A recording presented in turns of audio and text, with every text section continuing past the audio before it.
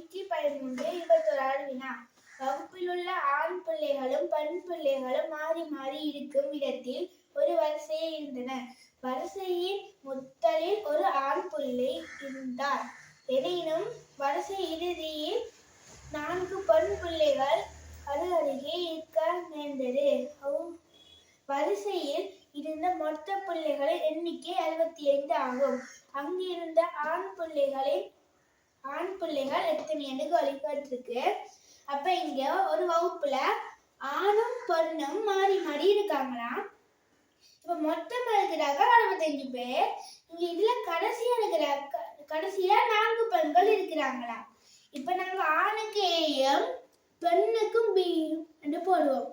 போட்டா அடுத்தது ஏ ஆண் அடுத்த பெண் போட்டுட்டு இங்கிட்ட ஏன்னா எங்களுக்கு இதுக்குள்ள யார் யாருக்காக தெரியாது. கடைசியில 4 பி இருக்குமா, 4 பெண்கள் இருப்பாங்களா. அப்ப இங்க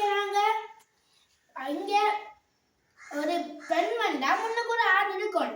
அப்ப நாங்க 2 பிரிச்சா இங்க ஒரு ஆண் வருவேன் வந்தா மிச்சம் 3 இருக்கும். அப்ப நாங்க 65 இருந்து 3 கழிச்சா 62 வரும். முடியா வழக்குள்ள நாங்க அதை போட்டு இப்படியே போட்டா விட பிள்ளைக்கு 2ஆல பிரிச்சா 31 வரும்.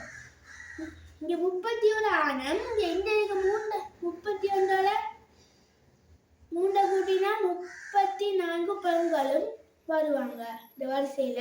இங்க கேட்ட கேள்வி என்னன்னா ஆண் பிள்ளைகள் எத்தனை என்று கேட்க. ஆண் பிள்ளைகள் 31 ஆண்கள்.